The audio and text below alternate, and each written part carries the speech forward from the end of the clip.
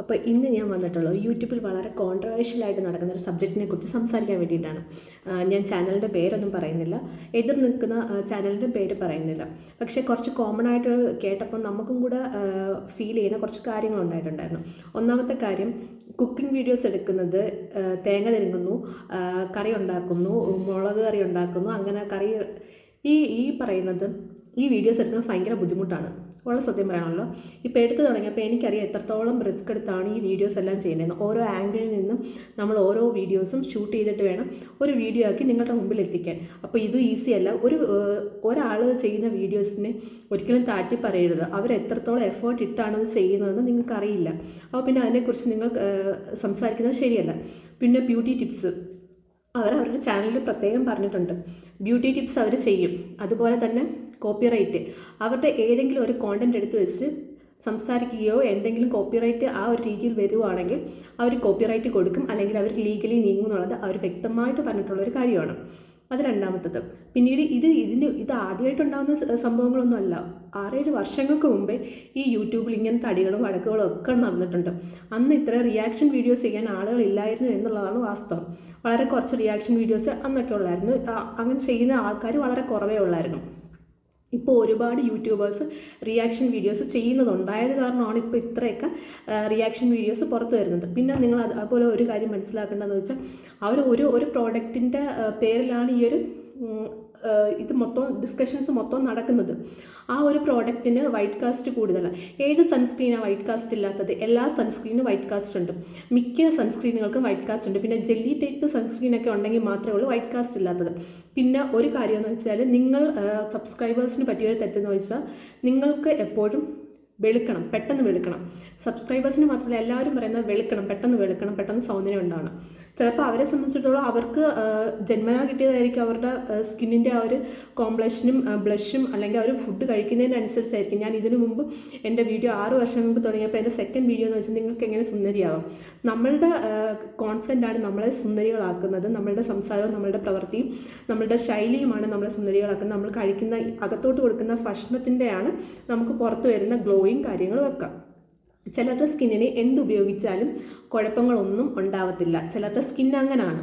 ഇപ്പോൾ patch test ചെയ്യാതെ എനിക്കൊക്കെ പല്ലി കമ്പിയിട്ടേക്കുന്ന പറഞ്ഞാൽ എല്ലാം പുറത്തോട്ട് വരാൻ ഇച്ചിരി ബുദ്ധിമുട്ടുണ്ട്. ടെസ്റ്റ് ചെയ്യാതെ ആർക്കും ഒന്നും ചെയ്യാൻ പറ്റത്തില്ലല്ലോ. ആ ടെസ്റ്റ് ചെയ്യുമ്പോൾ അവർക്ക് അലർജി ഇല്ല എന്ന് ഉറപ്പ് വരുത്തുമ്പോഴല്ലേ അവർ മുഖത്ത് അപ്ലൈ ചെയ്ത് കാണിക്കുന്നത്. ഇല്ലെങ്കിൽ അവരുടെ മുഖവും കേടാവും. അവരുടെ മുഖത്തിലും പിമ്പിൾസ്, ചെറിയ ചെറിയ കുരുപ്പുകൾ, അങ്ങനത്തെ സാധനങ്ങൾ വരും. പിന്നീടുള്ള ഒരു കാര്യം എന്ന് വെച്ചാൽ, പല യൂട്യൂബേഴ്സും പറയാറുണ്ട് ഒറ്റ ദിവസം കൊണ്ട് വെളുക്കാം, ഒറ്റ ദിവസം കൊണ്ട് മുടി വളരും. ഇതൊന്നും സത്യമല്ല. അങ്ങനെ ഒറ്റ ദിവസം കൊണ്ട് ആരും വെളുത്തും ആർക്കും മുടി വളർന്നും ഒന്നും ഒരു ചരിത്രവും ഇല്ല. ഒരു വീഡിയോയ്ക്ക് ഞാൻ എക്സാമ്പിൾ പറയാം.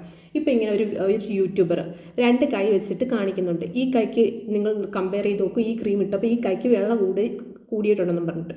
ഒരു കാര്യം മനസ്സിലാക്കണം, നമ്മൾ കുറച്ച് നേരം ഒരു വെള്ളം അല്ലെങ്കിൽ എന്തെങ്കിലും ഒരു സാധനം ഇങ്ങനെ വെച്ചിട്ട് കഴിഞ്ഞ് കുറച്ച് നേരം കഴിഞ്ഞ് അത് എടുക്കുമ്പോൾ അവിടെ ഒരു വൈറ്റ് കാണും. അത് സ്വാഭാവികമായിട്ട് നമ്മളുടെ സ്കിന്നിന് വരുന്നതാണ്. അപ്പോൾ ഇത് രണ്ടും കൂടെ കമ്പയർ ചെയ്ത് നോക്കുമ്പോൾ ഈ പ്രോഡക്റ്റ് സൂപ്പറാണ്, ഇവിടെ വെള്ളം വന്നു, അപ്പോൾ എന്താ, ഇനി ആ പ്രോഡക്റ്റ് അപ്രൂവലാണ്. അത് നിങ്ങൾ അങ്ങ് വിശ്വസിക്കുകയും ചെയ്യും. അത് നിങ്ങളുടെയും കൂടെ കുറ്റമാണ്. ഈ കാണുന്ന സബ്സ്ക്രൈബേഴ്സ് തന്നെയാണ്. ഇപ്പോൾ എന്നെ സംബന്ധിച്ചിടത്തോളം ഞാൻ എൻ്റെ വീഡിയോസിൽ ഫസ്റ്റ് ബ്യൂട്ടി ടിപ്സ് മാത്രമാണ് ചെയ്തു വന്നിരുന്നത്. അന്ന് എൻ്റെ അടുത്ത് ഒരുപാട് പേര് പറഞ്ഞിട്ടുണ്ടായിരുന്നു. ബ്യൂട്ടി വിത്തിൻ മലയാളത്തിൽ അജിയൊക്കെ പറയുമായിരുന്നു, എടി നിനക്ക് ക്ലിക്ക് ആവുന്നില്ല. സത്യമാണ്, ഞാൻ ചെയ്യുന്ന വീഡിയോസ് ആ ടൈമിൽ ക്ലിക്ക് ആവുന്നില്ലായിരുന്നു. ബ്യൂട്ടി ടിപ്സ് ചെയ്തിട്ട് ക്ലിക്ക് ആവുന്നില്ലായിരുന്നു. പക്ഷേ എനിക്ക് എന്നാലും മാറ്റി ചിന്തിക്കാൻ ഭയങ്കര ബുദ്ധിമുട്ടായിരുന്നു. പിന്നീട് എൻ്റെ വീഡിയോസ് ക്ലിക്കായി. അത് ബ്യൂട്ടി ടിപ്സിൽ കൂടെ തന്നെ ക്ലിക്കായി. സ്ലോ ആൻഡ് സ്റ്റഡി എന്നുള്ള രീതിയാണ്. പിന്നെ കോൺഫിഡൻറ്റ്, അഹങ്കാരം, ധിക്കാര സംസാരം. നമ്മൾ ആദ്യം ഒരു വീഡിയോ ഇടുമ്പോൾ നമുക്കറിയത്തില്ല ഇത് എങ്ങനെ, ഇത് എന്തുവാ സംഗതി എന്നൊന്നും അറിയത്തില്ല. അപ്പം നമ്മളുടെ സംസാരത്തിനൊരു പതർച്ച ഉണ്ടാവും. പിന്നീട് നമ്മളെ സപ്പോർട്ട് ചെയ്യാൻ ഒരുപാട് ആൾക്കാർ, ലക്കിലി ഒരു വീഡിയോ റീച്ച് ആയി കഴിഞ്ഞാൽ ബാക്കിയെല്ലാം റീച്ച് ആവും. സ്വാഭാവികമാണത്. യൂട്യൂബിൽ അങ്ങനെ ആണ്. നമ്മൾ എത്ര കഷ്ടപ്പെട്ടിട്ടാലും ചില വീഡിയോസ് നമുക്ക് റീച്ച് ആവത്തില്ല. ഒരു കഷ്ടപ്പാടും ഇല്ലാതെ, ഒരു ആയാസം ഇല്ലാതെ ഇടുന്ന ഒരു വീഡിയോ ആയിരിക്കും നമുക്ക് റീച്ച് ആവുന്നത്. അത് ഓരോരുത്തരുടെ ഭാഗ്യം കണക്കിരിക്കും. അങ്ങനെ റീച്ചായി കഴിയുമ്പോൾ നമ്മളെ സപ്പോർട്ട് ചെയ്യാൻ ഒരുപാട് പേരുണ്ടാകുമ്പോൾ, നമ്മളടുത്ത് സംസാരിക്കാൻ, കമ്മ്യൂണിക്കേറ്റ് ചെയ്യാൻ ഒരുപാട് പേരുണ്ടാകുമ്പോൾ നമ്മളുടെ കോൺഫിഡൻസ് കൂടും. അതൊരു ഏത് ഹ്യൂമൻ ബീയിങ്ങിനായാലും അങ്ങനെ തന്നെയാണ്. നമ്മുടെ കോൺഫിഡൻസ് കൂടും. നമ്മളുടെ സംസാരം കുറച്ചും കൂടെ സന്തോഷത്തോടു കൂടിയാവും. അതൊരിക്കലും ധിക്കാരത്തിൻ്റെയോ ഭാവമാറ്റത്തിൻ്റെയോ ഒന്നും സംസാരമല്ല. അവർക്കുണ്ടാകുന്ന ഒരു കോൺഫിഡൻസ് ആണ്. പിന്നീട് നിങ്ങൾ ഈ പറയുന്ന കണക്ക് പണ്ടും ഇങ്ങനത്തെ വീഡിയോസ് നടന്നിട്ടുണ്ട്. ഒരു വിക്സിൻ്റെ എത്ര പേർക്ക് ഓർമ്മയുണ്ടെന്ന് അറിയത്തില്ല, തലയിൽ വിക്സ് തേച്ചാൽ മുടി വളരും എന്നും പറഞ്ഞിട്ടൊരു വീഡിയോ ഉണ്ടായിരുന്നു. അതിനെതിരായിട്ട് ഒരുപാട് യൂട്യൂബേഴ്സ് ചെയ്തിട്ടുണ്ടായിരുന്നു. കാര്യം എന്ന് വെച്ചാൽ വിക്സ് തേച്ചിട്ട് മുടി വളരുക എന്ന് വെച്ചാൽ നമ്മളെ സംബന്ധിച്ചിടത്തോളം അത് വർക്കൗട്ട് ആവുന്ന അത് ഒരു നടക്കുന്ന കാര്യമല്ല. പക്ഷെ അവർക്കത് വർക്കൗട്ടായി എന്നാണ് അവർ പറയുന്നത്. അങ്ങനെ ഒരുപാട് യൂട്യൂബേഴ്സ് ചെയ്തിട്ടുണ്ടായിരുന്നു എതിരായിട്ട്. അവരെ സംബന്ധിച്ചിടത്തോളം അത് പ്രശ്നമില്ല. പിന്നീടൊരു കാര്യമുണ്ട്, ഒരുമിച്ച് ഒരു കൂട്ടം ആൾക്കാർ ഒരാളെ ആക്രമിക്കാൻ ചെല്ലുമ്പോൾ അവരുടെ മാനസികാവസ്ഥ, അവർക്ക് ഇപ്പം ഈ പറയുന്ന വ്യക്തിക്ക് ഒരുപാട് ഫാമിലി സപ്പോർട്ട് ഉണ്ടായതാണ് അവരെ സംബന്ധിച്ചിടത്തോളം അത് കുഴപ്പമില്ലായിരിക്കും. പക്ഷെ മറ്റുള്ളവരെ സംബന്ധിച്ചിടത്തോളം ഇപ്പം എന്നെ സംബന്ധിച്ചിടത്തോളം ആണെങ്കിൽ ഒരുപാട് പേര് എന്നെ ഒറ്റയ്ക്ക് അറ്റാക്ക് ചെയ്യാൻ വന്ന് എനിക്ക് പ്രോബ്ലമാണ്. കാര്യം വീഡിയോ പിടിക്കുന്നു, എഡിറ്റ് ചെയ്യുന്നു, നമ്മൾ ഈ പ്രോസസ്സൊക്കെ ചെയ്തുകൊണ്ടിരിക്കുമ്പോൾ നമ്മളുടെ വീട്ടിൽ നിന്ന് നമുക്ക് ഫുള്ളി അങ്ങ് സപ്പോർട്ട് കിട്ടണമെന്നില്ല. ഫസ്റ്റ് ടൈം എനിക്ക് ഒട്ടും സപ്പോർട്ടില്ലായിരുന്നു കേട്ടോ. ആ 6 വർഷങ്ങൾക്ക് മുമ്പ് ഞാൻ ഈ വീഡിയോസുമായിട്ട് ഇരിക്കുമ്പോൾ എൻ്റെ അമ്മേൻ്റെ അടുത്ത് പറയായിരുന്നു, ഏത് നേരം ഈ ഫോണിൽ കുത്തിക്കൊണ്ടിരിക്കാനും നിനക്ക് സമയമുള്ളൂ എന്നൊക്കെ. ഇപ്പോൾ പക്ഷേ അമ്മയും മാറി. കാര്യം എന്ന് വെച്ചാൽ കാലഘട്ടം മാറി, സാഹചര്യങ്ങൾ മാറി. അവർക്ക് യൂട്യൂബ് എന്തോന്ന് മനസ്സിലായി, യൂട്യൂബിൽ നിന്ന് വരുമാനം ഉണ്ടാവും എന്ന് മനസ്സിലായി.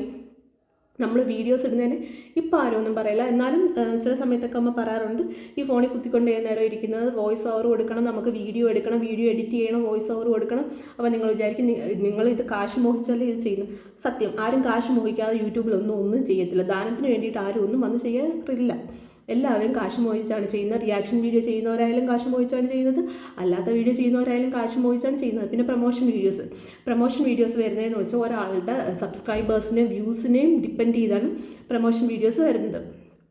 ഇപ്പോൾ 10 വ്യൂസുള്ള എനിക്കൊരു പ്രൊമോഷൻ വീഡിയോ വരണമെന്ന് വെച്ചാൽ നടക്കത്തില്ല. പണ്ടത്തെ കണക്കല്ല, ഇപ്പോൾ യൂട്യൂബിൽ ഒരുപാട് പ്രൊമോഷൻസ് ഉണ്ട്. പണ്ട് ഈ സിനിമയ്ക്കായാലും ഇങ്ങനത്തെ റിവ്യൂസും കാര്യങ്ങളും പ്രൊമോഷൻസും ഒന്നും യൂട്യൂബിൽ കൂടെ അല്ലായിരുന്നു. പക്ഷേ ഇപ്പോൾ അതെല്ലാം മാറി, എല്ലാം യൂട്യൂബിൽ കൂടെയാണ് നടക്കുന്നത്. നിങ്ങൾ സബ്സ്ക്രൈബേഴ്സാണ് വഞ്ചിക്കപ്പെടാതിരിക്കേണ്ടത്. നിങ്ങൾ എപ്പോഴും വെളുത്ത് പാറണമെന്ന് നിങ്ങൾ വിചാരിക്കരുത്.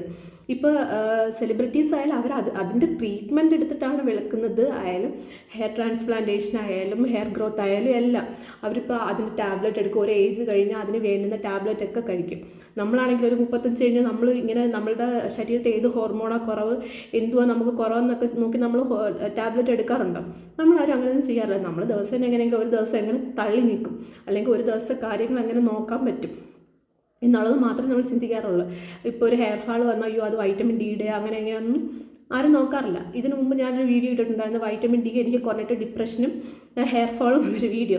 പണ്ടൊരു 4 വർഷങ്ങൾക്ക് മുമ്പ് അന്ന് എൻ്റെ ഏറി കയറ്റി കൊന്ന ആൾക്കാരാണ് ഈ യൂട്യൂബിലുള്ളത്. അവസാനം ഞാൻ ആ വീഡിയോ അങ്ങ് ബ്ലോക്ക് ചെയ്തു. ആരും കാണണ്ടെന്ന് വിചാരിച്ചു. ടാബ്ലറ്റ് കഴിച്ചിട്ട് എനിക്ക് വന്ന മാറ്റങ്ങളാണ് ഞാൻ പറഞ്ഞത്. പക്ഷെ അന്ന് യൂട്യൂബിലുള്ള ആൾക്കാർ പോരാണ്ട് സബ്സ്ക്രൈബേഴ്സ് വരെ വന്നിട്ട് എന്നെ അങ്ങ് ഏറി കയറ്റി, ഇതൊന്നും ആരും മേടിച്ച് കഴിക്കരുത് അങ്ങനെ എങ്ങനെയാണെന്ന്. ഇപ്പോൾ ഏത് ഡോക്ടറാണ് പറയാതിരിക്കുന്നത്? മാസത്തിൽ ഒരു വട്ടമെങ്കിലും നിങ്ങൾ വൈറ്റമിൻ ഡിയുടെ ഒരു ടാബ്ലറ്റ് എടുക്കണമെന്ന് ഏത് ഡോക്ടറുണ്ട് പറയാതിരിക്കുന്നത്? അതും 6000 തന്നെ എടുക്കണമെന്ന് മിക്ക ഡോക്ടർമാരും നിർദ്ദേശിക്കാറുമുണ്ട്. അന്ന് ഞാനൊരു വൈറ്റമിൻ ഡിയുടെ ടാബ്ലറ്റിൻ്റെ കാര്യം പറഞ്ഞു വന്നപ്പോൾ എന്നെ ഏറി കയറ്റിയ ആൾക്കാരാണ് യൂട്യൂബിലുള്ളത്.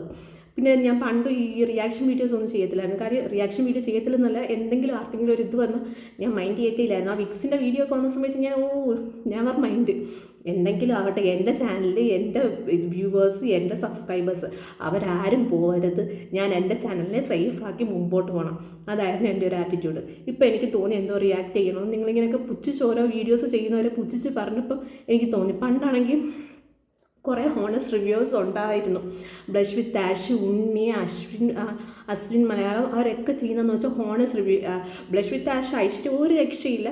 പുള്ളിക്കാരത്തേക്ക് ഒരു സാധനം ഇഷ്ടപ്പെട്ടില്ലെങ്കിൽ പുള്ളിക്കാരത്തി 1 മാസം ഉപയോഗിച്ചതിന് ശേഷം വന്നിട്ട് പറയും ഈ പ്രോഡക്റ്റ് നിങ്ങൾ മേടിക്കരുത്, ഇത് കൊള്ളത്തില്ലെന്ന് പറയും. അതുപോലെ തന്നെ ബ്യൂട്ടി വിത്തിൻ മലയാളത്തിൽ അജി, പുള്ളിക്കാരത്തി 3 മാസം ഏത് പ്രോഡക്റ്റ് ആയാലും 3 മാസം ഉപയോഗിച്ചതിന് ശേഷം റിവ്യൂ പറയത്തുള്ളൂ. ഹോണസ്റ്റ് റിവ്യൂ ആയിരിക്കും. ഞാൻ എൻ്റെ ഒരു ഈ റീസെൻ്റായിട്ട് വന്നൊരു ഇതിൽ ഞാനൊരു ഹെയർ സിറം മേടിച്ചപ്പോൾ ഞാൻ പറഞ്ഞിട്ടുണ്ട് ഹോണസ്റ്റ് റിവ്യൂ മാത്രമേ ഞാൻ ഇടത്തുള്ളൂ. കാര്യം നമുക്കറിയാം നിങ്ങൾ മേടിച്ചിട്ട് നിങ്ങൾക്കൊരു കുഴപ്പമുണ്ടായി കഴിയരുത്. നമ്മൾ റെസ്പോൺസിബിൾ ആണ് നിങ്ങൾക്ക് വേണ്ടിയിട്ട്. നമ്മളൊരു വീഡിയോ ചെയ്യുമ്പോൾ നിങ്ങളത് കണ്ട് ഇൻസ്പയർഡ് ആയിട്ടാണ് ഒരു സാധനം മേടിക്കുന്നത്. അപ്പോൾ നമുക്ക് അതിൻ്റേതായ റെസ്പോൺസിബിലിറ്റി ഉണ്ട്. അതിപ്പോൾ ഏത് ചാനലുകാർക്കായാലും അതുണ്ട്. നിങ്ങളിനി എന്തൊക്കെ പെയ്ഡ് പ്രൊമോഷൻസ് കാര്യങ്ങളെന്ന് പറഞ്ഞാലും നമുക്ക് ചില റെസ്പോൺസിബിലിറ്റീസ് ഉണ്ട്. നമ്മളൊരു യൂട്യൂബർ ആകുമ്പോൾ നമുക്ക് സോഷ്യൽ റെസ്പോൺസിബിലിറ്റീസ് കുറച്ച് കൂടുതലാണ്. നമ്മളുടെ സബ്സ്ക്രൈബേഴ്സിന് സത്യസന്ധമായ സാധനങ്ങൾ മാത്രം എത്തിക്കുക എന്നുള്ളതാണ് നമ്മളുടെ റെസ്പോൺസിബിലിറ്റി. പ്രത്യേകിച്ച് ബ്യൂട്ടി വ്ളോഗേഴ്സ് അങ്ങനെ തന്നെ ചെയ്യാറുള്ളൂ. ശരണ്യൊക്കെ അങ്ങനെയൊക്കെയാണ് എല്ലാവരും ചെയ്യുന്നത്. ശരണ്യ, ഉണ്ണി എല്ലാവരും അവരൊക്കെ ഒരെണ്ണം റിവ്യൂ ചെയ്തിട്ടേ അവർ ചെയ്യത്തുള്ളൂ.